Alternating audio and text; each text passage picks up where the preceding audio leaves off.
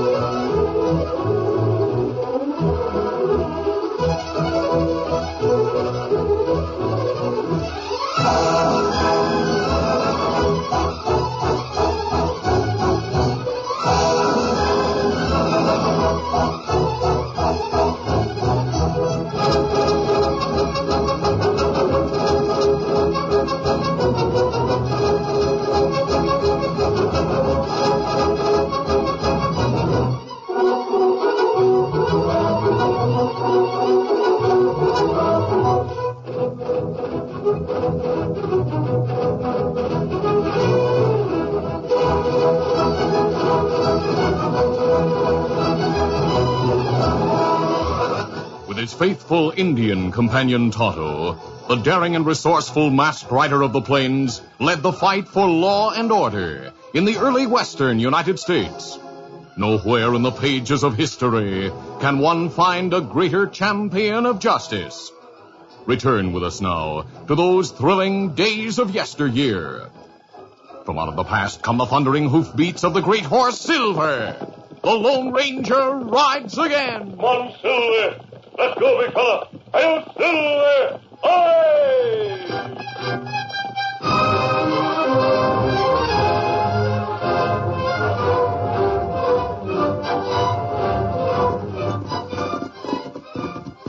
Deke Humbert, a hard-faced man with bulging muscles, looked back frequently to make sure he was not being followed as he guided his big black horse along a narrow trail that led uphill in the rugged, desolate mountains. Easy, boy. Steady. Finally, he turned into a gap and drew rein. Half a dozen men who were camped in the gap arose to meet Deke Humbert. Hi, Deke. Howdy, how are things? Why do you take care of my horse? Yeah, I'll do it, Deke. Come on, boy. Give it a good rub down. All right. Only 6 of you here. Well, it's all right now, Deke. I'll need at least 20 men to handle the job I've got in mind. I thought I made that clear to you, Jeb. Why, sure, Deke. I understood you, and I sent out the word. There'll be more boys here before nightfall. We'll have at least 20 men for the job. What is the job, Deke? All Jeb could tell us is it'd pay off in a big way. And so it will. There's an Army supply train heading for Fort Franklin. Aboard the wagons, there'll be arms and ammunition. We don't need arms and ammunition. Also, the Army payroll. Oh. 3 months of pay for every soldier at the fort. That'd be a sizable amount of cash. Yeah, enough to split up 20 ways and still give every man enough to make the job worthwhile. But, Deke, how can just 20 of us attack that supply train? There'll be soldiers guarding the wagons. Plenty of them. We won't have to fight them. Chief Grey Wolf will take care of them for us. Grey Wolf? Yeah. I just came from his village. He's agreed to go along with my plan. Well, he must be loco. That'd mean the whole doggone army would attack him for violating the treaty. That's where my careful planning comes in.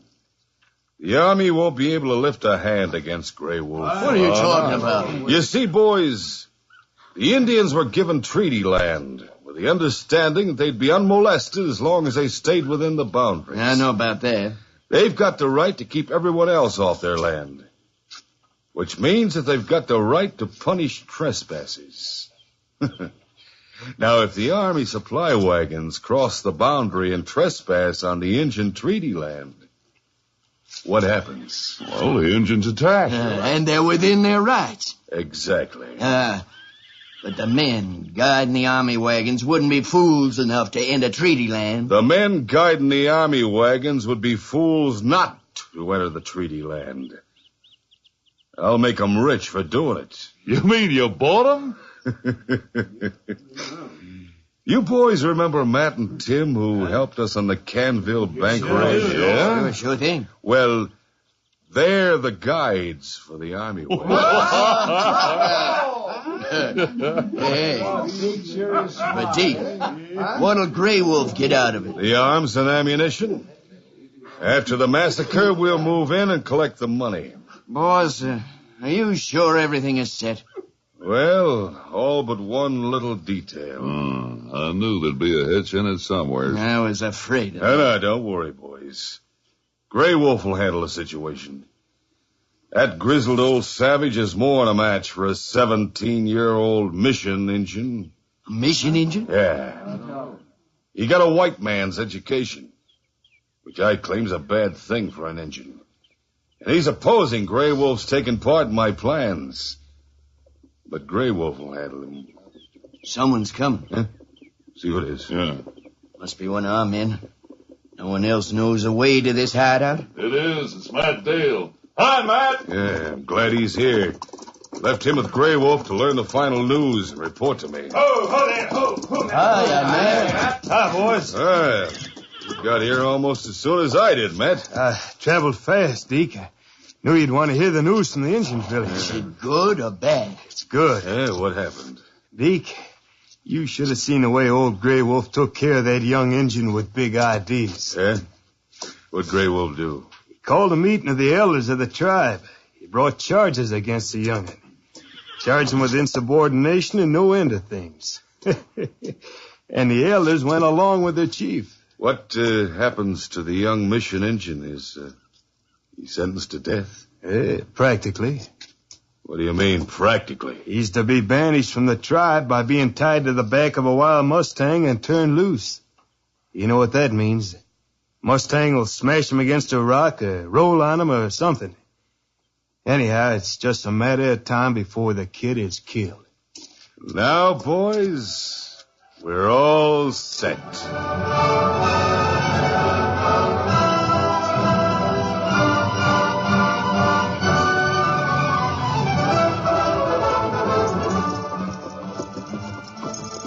The Lone Ranger and Tonto were traveling northward through the valley of the Tongue River. When they drew rein at a spring to water their horses, the masked man said, Tonto, we're near the border of the Sioux Indians' treaty land. Only Sioux got right to be there. Yes, that's true. Under the treaty, even soldiers can't enter their lands without inviting trouble. Better we stay out of that territory. Yes, indeed. We'll follow the river. Sabi, look ahead in valley. A rider. He headed this way. Look like young Indian. He's coming fast. Tonto, that pony seems to be out of control. Plenty wild Mustang. The Indian's tied to its back. It may roll on him. Or crush him against rock. All right, we'll try to catch it. Come on, Silver! As the Lone Ranger and Tonto urged their horses forward, the oncoming Mustang changed its course and headed toward boulders against which to crush the helplessly tied rider. Come on, Silver! Racing to intercept the Mustang, the Lone Ranger and Tonto loosened their lariats. The great horse Silver and Tonto's paint horse Scout seemed to know that a life depended on their speed. They closed in, one on each side of the Mustang, so their riders could throw the lariats. Now, ho, Silver, ho! When the ropes dropped over the Mustang's neck, Scout and Silver braced and held them tight. The captured animal kicked, bucked, and squealed in fury. Easy, steady, big fellow. I'll cut the boy loose. Hold steady, Silver. Dodging the Mustang's flailing hoops, the masked man slashed the rawhide thongs that bound the Indian to its back. As the boy leaped for safety, the Lone Ranger quickly cut the ropes. The released Mustang raced away at top speed as the masked man turned to the young Indian. You had a narrow escape. Yes, I thank you for saving my life. But you wear a mask. Please accept us as friends. I do so. I ask no more questions. Who are you? Tall Pine of the Ogallala Sioux. White men call me Joe. You speak English very well, Joe. Tell me, how old are you? 17. I returned to my people from a mission school last month. Oh? Who tied you to that Mustang? My people did it. It was their way of putting me to death. They knew the wild pony would soon kill me. You break tribal law? No. I tried to keep my people from attacking soldiers. Oh. Joe, you'd better tell Tonto and me about that. Chief Grey Wolf and a white man named Deke Humbert plan to attack army wagons that will travel tonight to reach Fort Franklin. Fort Franklin isn't far from here. Neither is the Indian village. When I heard of the plans, I tried to persuade my people not to take part in it. Grey Wolf became angry. He make trouble plenty time. He's a bad man. And Deke Humbert is worse. Humbert is the one who learned what the wagons carry. Well, let's see, this is the first of the month. It's time for payroll money to go to the fort. The wagons carry money. Also rifles and ammunition. And that what Grey Wolf want? Yes. My people have no use for white man's money. But they want rifles. So that's it. Deke Humbert expects the Indians to massacre the soldiers and take the rifles and ammunition. After the fight, Humbert's men will ride in and get the money. They want the Indians to do the fighting and take the blame. Oh, the Indians will have reason to attack. Why? The army wagons will be in Indian treaty land. Well, the soldiers know better than to trespass on that land. Soldiers are not familiar with this country. To them, it all looks alike. They must depend on their civilian scouts. Yes, of course. The scouts with the army train are members of Deke Humbert's gang. Joe, are you sure? I'm sure. How do you know? I and all my people heard the talk when Deke Humbert held council with Grey Wolf. So those scouts are going to lead the army wagons and guards into an ambush. Yes. I tried to leave the village to tell the colonel at Fort Franklin, but I was caught by Grey Wolf. Did he know your intention? He suspected I was trying to reach the fort. He called a council of the elders of the tribe. They sentenced me to be tied to the back of a wild pony. And that nearly always mean death. I would have been killed. But for you who saved me. Joe, you can never return to your people. No. I'm banished. There's no place for me to go. Yes, there is. Go to Fort Franklin. The army needs young men like you. Oh, it is too late. Too late? Even if I had a horse, I could not tell the soldiers about the plans in time to prevent the massacre. Kimosabe, maybe we warn soldier, prevent massacre. I'd like to do more than that. What more could be done? Deke Humbert has gotten away with many crooked schemes. I'd like to put him where he'll never again make trouble. Oh, now I know you are my friend. I hope we meet again. So do I, Joe. I'll walk to the fort. Goodbye. Adios. Adios. Easy. Big fella. Easy, Scout. Easy, fella. Come on, Silver. As Joe started toward the fort, the Lone Ranger and Tonto rode rapidly in the opposite direction, hoping to sight the army wagons.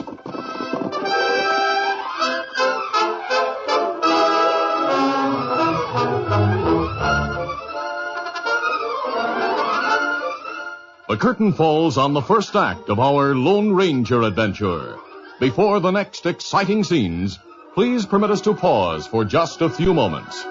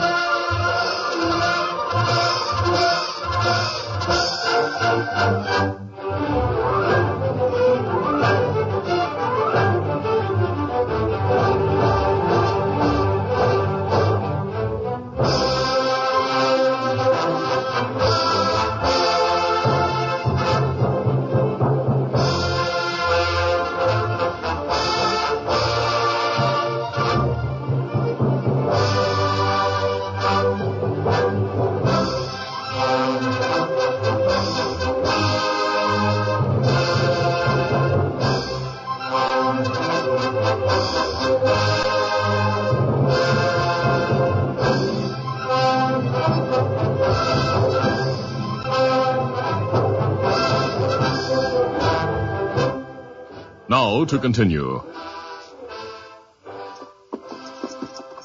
Late that afternoon, Captain Jason Parker, the Army paymaster, and the two treacherous civilian scouts halted their horses. They were about a half a mile ahead of the slow-moving army wagons and the escort of soldiers. The paymaster frowned as he studied the landscape. Tim, you sure we're on the right trail? Positive of it, Captain. What do you think, Matt?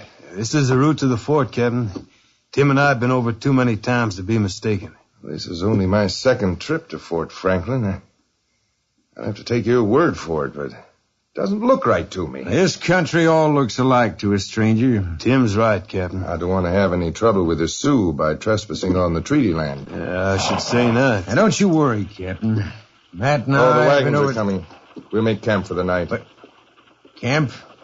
Here? Yes. It'll soon be dark, and I'd rather not approach any closer to the treaty lands in darkness. But I thought we were going to keep going until we reached the fort. I'm changing the plans. We'll complete the trip tomorrow. But I don't think it's my duty to deliver the wagons intact and to avoid trouble with the Indians. Detachment! Ho! Circle the wagons and make camp!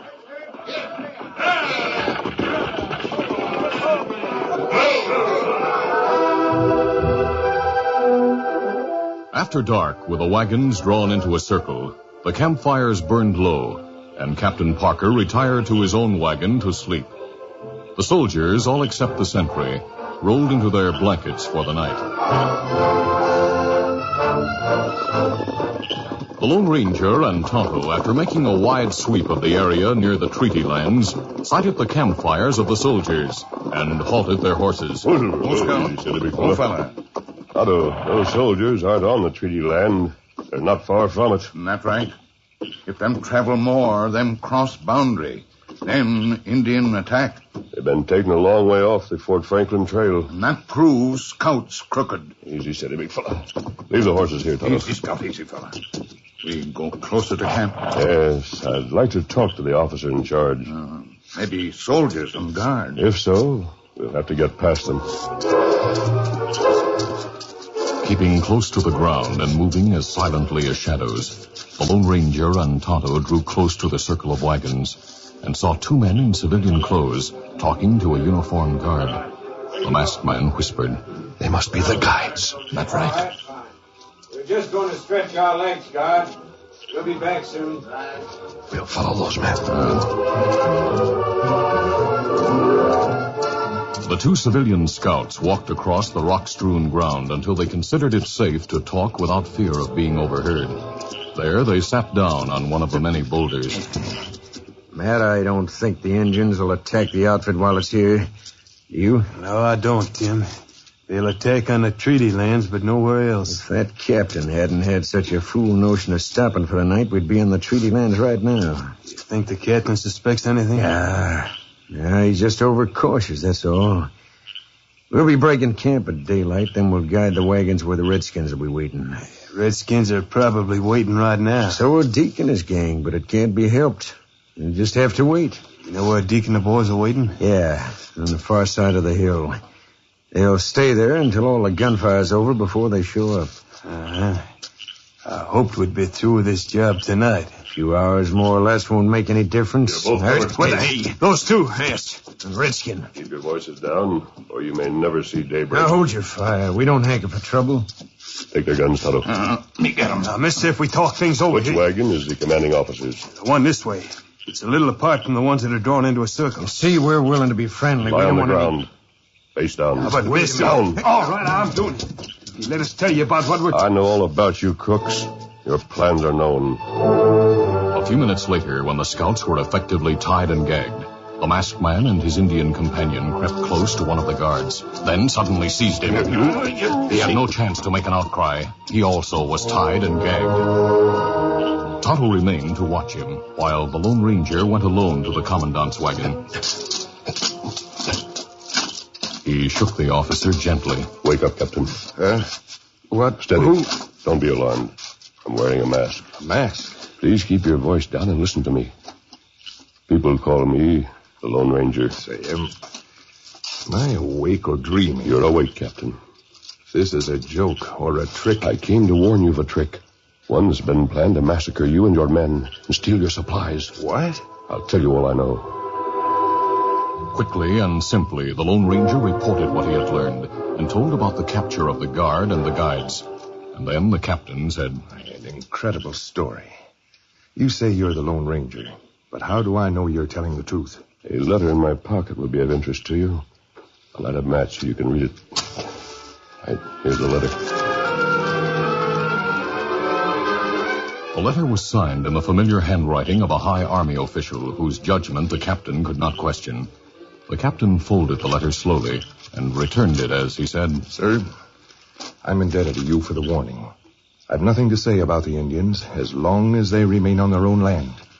Those crooked civilian scouts, they should be shot. They're no worse than the other members of Humbert's gang. They should all be shot, including Humbert. No one has ever been able to prove anything against them, Captain.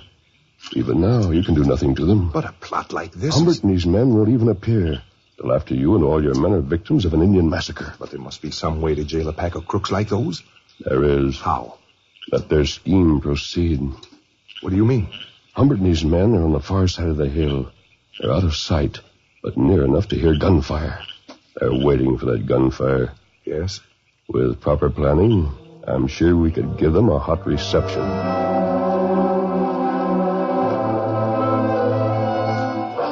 Deke Humbert had nearly 20 men in his gang on the far side of the hill. They had been waiting for hours, and midnight found them grumbling and restless. Deke, has anyone looked over the hill for the past hour? Yeah, I did, just a few minutes ago. Everything's still quiet where the soldiers are camped? Yeah, there's nothing we can do about it, boys. We just have to wait. I'm tired of waiting. I told you, boys, the Army's not on treaty land. They're mighty close to it. I know that. When they stopped there for the night, I thought the Indians might make their move. But they haven't done it. Now what'll happen? Tim and Matt will see that the soldiers enter the treaty land. No worry. The Indians will attack tomorrow instead of tonight. What's the difference? There's nothing we can do in the meantime. Not a thing. You just wait here until the gunfire starts. Then we know the Indians are attacking, we start out. The Indians will be through with their job by the time we get there. This waiting gets on my nerves. Can't even have lights here in the camp. Turn in, get a good night's sleep. We'll need it. What's that? Hey, that's gunfire. Rifles. Army rifles. I hear Indian war cries. So do I. The Indians are attacking the soldiers. Good for Grey Wolf. I knew we could count on him. Get the horses. Deke, let's go to the hilltop and watch the fighting. We'll do as soon as we got you to ride. See to your guns, boys. Take plenty of ammunition. This is our night to get rich. All right. The spirits of the outlaws soared as they buckled on spare guns and tightened cinches ready for riding. Presently, all were ready. All set, boys? We'll go as far as the top of the hill, no farther. We wait right there until the Indians have moved away. That's right, Deke. We take no chances on starting a fight with the Indians. Now let's go. The outlaws raced to the top of the hill where they drew rein. When they looked down into the moonlit valley, they saw the wagons scattered. A couple of them turned on the side, and a scene that looked like a massacre. Yeah. Those redskins did their work fast. Must have caught the soldiers by complete surprise. Those soldiers didn't have a chance. I hope the redskins left the cash for us. I'm sure they did. Let's go get it. Get him here, come on. The army campfires had burned low, and darkness made it impossible for the outlaws to see details. But the wagons in disorder, the men lying on the ground, and the horses seemingly wandering at will, gave evidence of a quick and awful massacre. Well, here we are, boys. All set to take the cash. And there should be plenty of it. A pushover, huh, Deke? I told you there'd be nothing to it. We better keep our guns handy in case one or two of them critters are still alive. Yeah, that's a good idea. Everyone dismounted? Yeah. All right, go through the wagon systematically. The first man to move will be shot. Who said that? I did. He's over there, behind that wagon. The man's back in his place from here. Hey, what's this mean? You're all covered. They're not dead. We're all alive. It's a trap. Take them, boys. Out of All right, use your guns. Shoot. Men leaped to their feet on every side of Humbert's outlaws, and those who wanted gunplay found angry soldiers glad to accommodate them. A number of crooks were wounded by the opening shots, Others quickly realized that theirs was a hopeless situation. The Lone Ranger shouted, Throw down your gun and raise your hands. I quit. I don't want to hear. What about you, Humbert? You, Mask, I'll kill you. Yes? My arm is busted. You wanted more gunplay. And you got it, you scheming murdering crook. We caught the pack of you red-handed. My arm. We'll bandage it before we take you and your pals to the fort. You and that Mask man, you schemed the whole thing. It was the masked man's idea, Humbert, to let you trap yourself. It was also his idea to hog-tie those crooked guides, and they'll stay tied till we reach the fort. Oh, Captain. Yes. Have you any more good ideas? Well, just one. When you reach the fort, you might thank a young Indian named Joe. Indeed I shall. He may be a soldier by the time you get there. If so, he'll be a good one. Otto, will you stay with the troopers and serve as guide for the rest of the trip to Fort Franklin? Me do it. Oh, you leaving us? Yes, Captain. I'll ride ahead to the fort and report what happened here. Very well. The Commandant and the young Indian will be equally interested. Adios. Goodbye. And thanks for your help. Easy, steady, big fella. Come on, Silver! Well, Humbert, aren't you wondering who the masked man is? I know who he is, but I didn't suspect he was in these parts. I didn't figure on fighting the Lone Ranger. I'll Silver! Aye!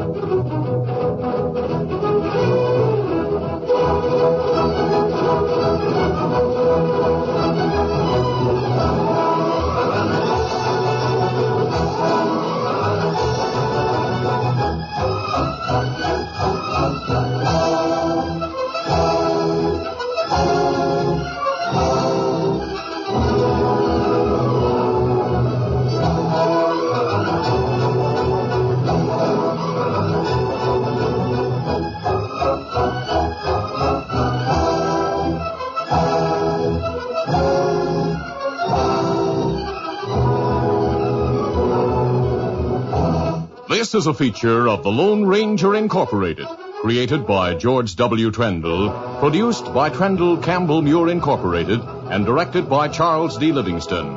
Tonight's drama was written by Fran Stryker. The part of the Lone Ranger is played